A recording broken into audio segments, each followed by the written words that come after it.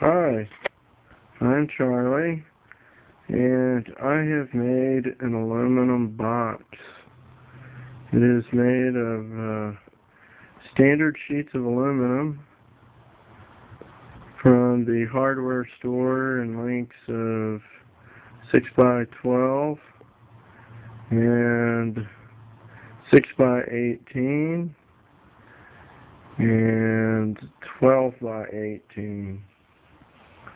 The only pieces that I had to bend to make fit was the piece on the end, on the bottom, this part here. This part here had to be, I had to take a 12 by 12 sheet and then put it in a vise and bend it back and forth until it broke in half, and it fit just right because bent in half, a 12 by 12 bends into a 6 by 12. So then I got a box of 100 rivets, and I also got some angle aluminum, which is real lightweight aluminum angling, like this. See how thin that is? Now, the way I chose the aluminum is to make sure that the aluminum was light enough to be able to put into a box like this, but I didn't want to bend it around too much. I wanted it to hold up to small bumps and small nicks. So my aluminum is sheet metal aluminum, 0.032 inches thick. The thinner aluminum was way too thin, I think. It was too thin to be able to hold up to what I want this box to do. The angle aluminum, I think is about either 1/16 of an inch or 3/32. Well, no, it's not even that. I think it's about twice the thickness of the aluminum. This aluminum piece right here, the angle aluminum. It fits in all corners of this can. Because the can has the angle aluminum in all corners. And the angle is on the inside, and the outside is the sheet aluminum. The only power work that I had to do was drill the holes for the rivets, and there's close to 100 of them. 100 of them for the one can. There is 5 rivets on each seam, each side of each seam. On the bottom, it's narrower. There are 5 rivets on the bottom, but it's shorter, and on the bottom, I wanted more rivets. Sides, they don't hold any weight in them, so they can be spaced farther apart, but still at 5 rivets. So the total can has 100 rivets. I did it with a hand riveter, and I labeled each side. This one is 4C. That one is 4B, and that one is 4A. So each sheet of aluminum, each seam of the aluminum had to be matched with the piece of angle aluminum in here. So I had to line the sheet metal aluminum up with the angle aluminum in here, and then drill a 1/8 inch hole for the rivets at the different distances along the seam. One thing that you'll notice is that the rivets are moved off center of each other. They're all off center, all the way up each side. The reason why each of the rivets have to be off center at each side is because this angle aluminum is too narrow to be able to fit two rivets across from each other. Now, I got into an issue with that whenever I got down here on the bottom where there's less space to put rivets. So it was a little more difficult, but still there's a little bit off, and they were able to bend a little bit outside of each other.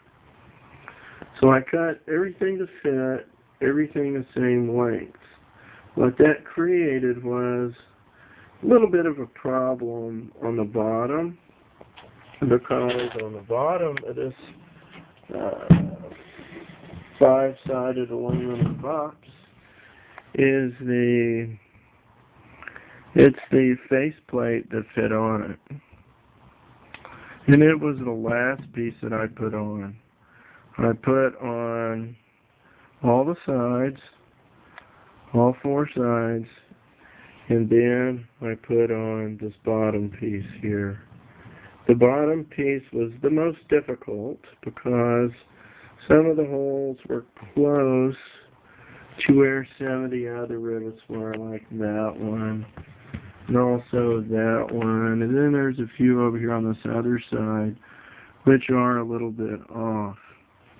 So each of the rivets had to be riveted in, and I had to put pressure on each of the corners and each of the sides of the box in order to get it to fit together tightly. So I actually had to, I think I used a board and beat on one side to beat it into shape close enough to be able to fit the rivet in. Now, rivets are nice because if it fits in the hole and you can close up the rivet, it just expands in the hole and it stays fit. It won't come out whenever it expands and tightens up in the hole. The job of the rivet is to hold the sheet metal into the angle aluminum, and they do very well.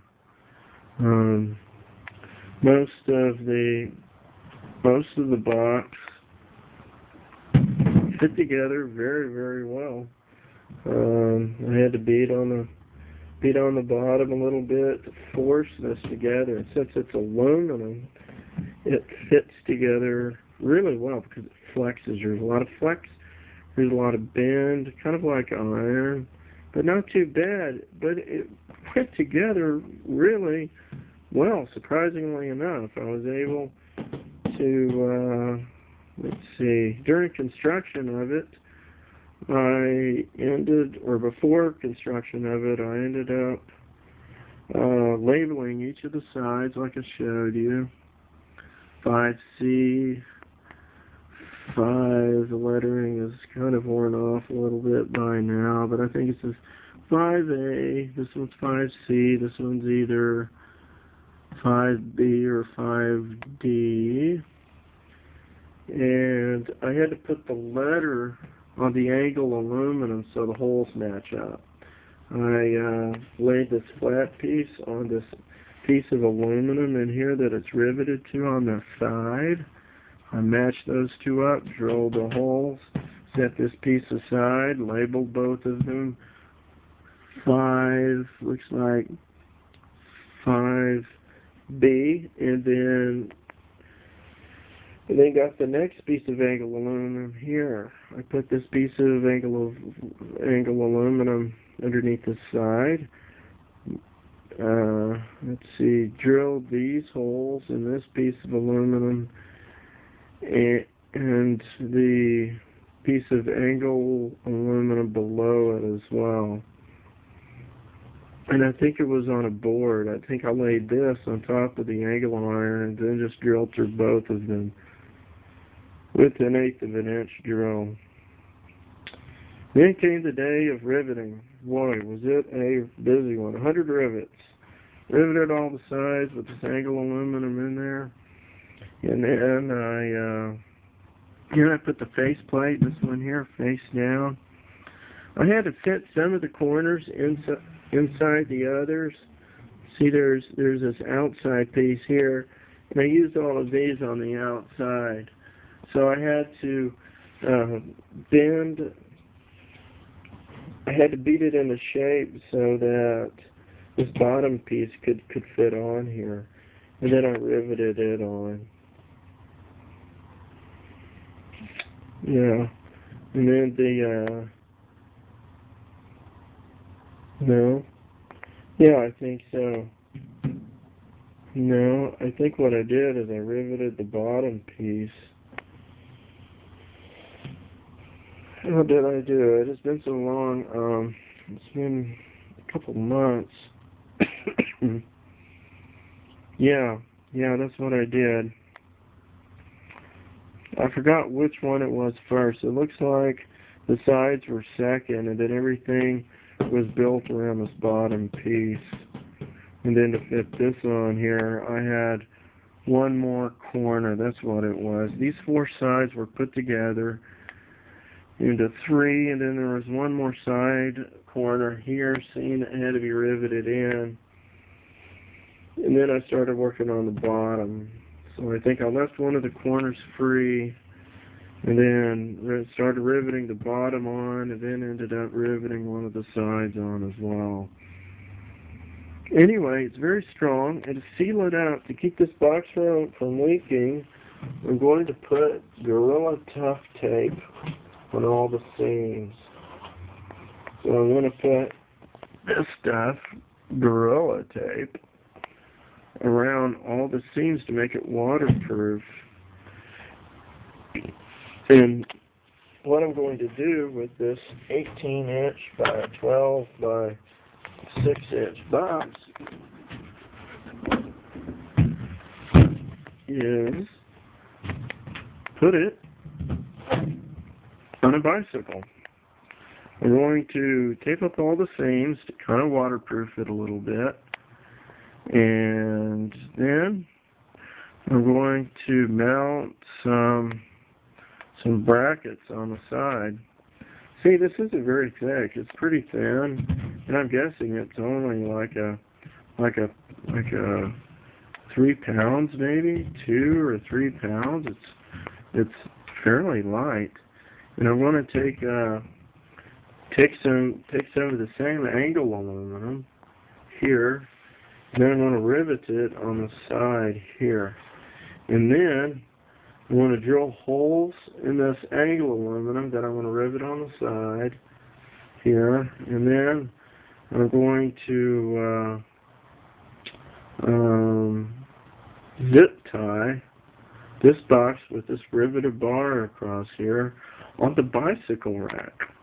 There's a straight piece of rack that goes across here, and on this piece of angle aluminum, I'm going to put like 5 zip ties across it, and then hang it on the bicycle rack.